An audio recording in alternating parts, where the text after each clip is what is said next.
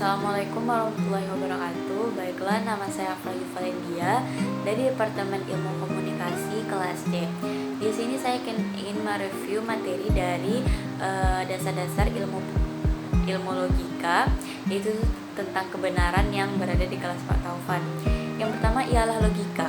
Logika mengenal dua kebenaran. Yang pertama ialah koherens, rodensi, dan kohensi. Koherensi ialah dia tuh berada di luar dan realita, tetapi dia tuh sama yang ada di dalam pikiran kita.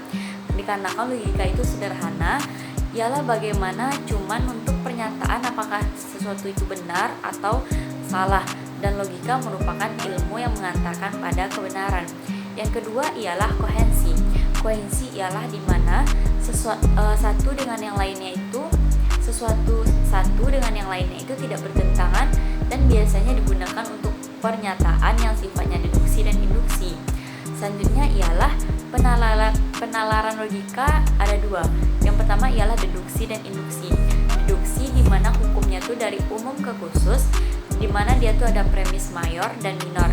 Mayor ialah seperti semua manusia itu mati, dan dari minornya ialah apabila ada salah satu manusia, misalnya seperti saya, berarti dikarenakan saya manusia, maka dikarenakan semua manusia itu mati, dan premis minornya adalah Afra adalah manusia, yang kesimpulan nantinya di mana Afra akan mati dikarenakan merupakan manusia gitu. Yang kedua ialah induksi. Hukumnya itu dari khusus ke umum. Contohnya tuh ialah misalnya seluruh anak Unan pintar. Berarti pernyataan yang lebih ke umumnya ialah misalnya seperti contoh saya sini, misalnya Afra pintar ataupun Francisca pintar gitu. Baiklah, yang selanjutnya ialah penjelasan tentang cara-cara memahami realitas.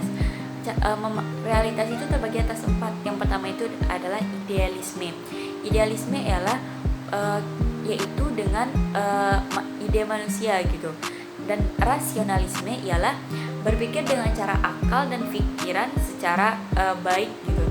Dan yang ketiga ialah empirisme, yaitu tuh dengan bagaimana kita melihat, diraba dan diindrai.